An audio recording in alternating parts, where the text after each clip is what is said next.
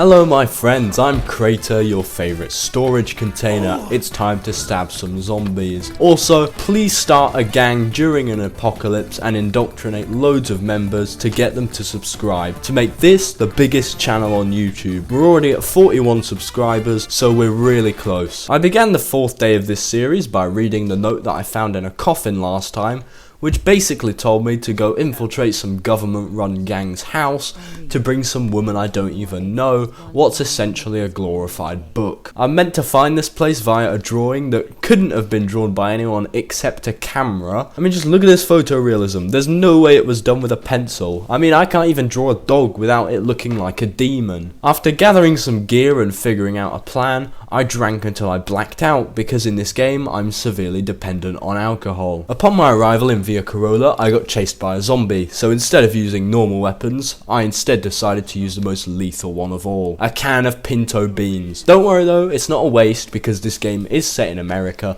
and since no Mexicans are allowed across the border, no one was actually going to eat them anyway. Upon investigating further, I encountered another zombie, so I decided to plant a knife into its brain, just like you can plant real plants in that other zombie game. After wandering around a bit, I found the house that I was looking for, and in front of it, a gang war was erupting. So after bearing witness to a cold-blooded murder, I attempted to revive him using CPR. You just killed him. Are you okay? Are you okay, sir? Are you okay?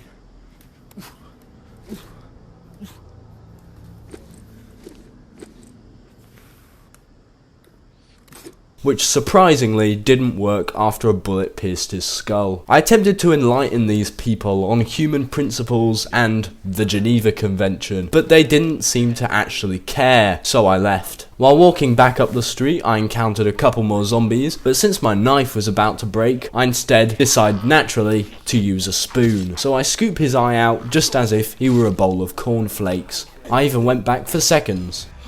I entered the garage that I saw earlier just to find an old Joe sitting in there. So I took a bottle of wine and smashed it on his skull to then impale him with it right after. Now I actually do this quite often when I'm at the pub and my team loses a game of footy. After this I snuck into the garden where the fountain in which contains the intel resides. So I tried to distract the guards with some cans I found, which didn't actually work because the AI in this game is so bad that their programming would genuinely work better for a mobile game than a AAA one. So when the opportunity arose, I took it. Whilst gathering the intel and the items, someone saw me and started shooting at me. I follow Obi-Wan's tips and head for the high ground. Once up there, I shoot 2 people and I find an entrance to the house. But when I was about to enter, someone comes out and spots me. So I shoot her in the head, only to find out that her forehead is made out of titanium and it survived an entire bullet at point blank range. After this I decide to enter a different way in order to encounter less immortal beings. So after breaking down some barricades, I decided that it would be funny to use part of a barricade to kill someone. And I guess you could say I nailed it. Scanning the area. Oh, it worked. While attempting to find an escape, I find a bathroom that has one of its walls exploded, and I must just say, whoever lives here must feel like an absolute king as they shit overlooking their kingdom.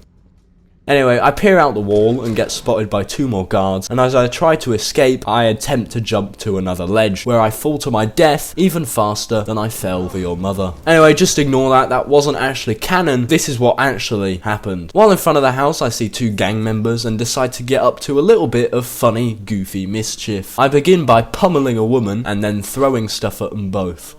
Fucking pervert. What the hell? No. Please, you want some? Then I lead some zombies over, which really unfortunately killed one of them. Hey, what's that? Walker in sight! Finish it quick! Oh no, what a shame she got bit. Oh no.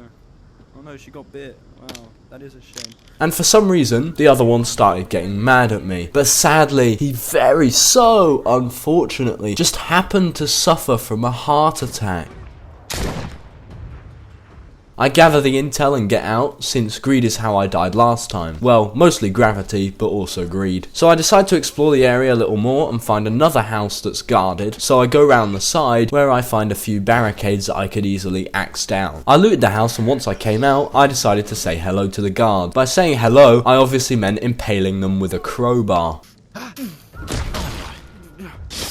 Shove it in, man. Was that counted as a stealth kill? Do you not know? Nah, you do. Nice. This game's called Saints and Sinners. I'm definitely a sinner. I'm sorry, I couldn't resist. There was a crowbar right in front of him. Like, what do you expect me to do? After I did this, I decided to leave with my spoils, and upon my return, I decided to attempt to do something that I would never do in real life. Make food. After that, I went to the coffin and read the intel that basically said, yeah, kill this woman. Also, kidnap her daughter as bait. So basically nothing important or interesting. I put the intel in the coffin, which I'm assuming she put a sensor on, as if she's Mark Rober, because it closed immediately when I put the intel in, almost crushing my hand in the process. The next task I got was to pass the time, but since there's very, very disappointingly no TikTok on the bus, I had to entertain myself in the best way I could. Alcoholism.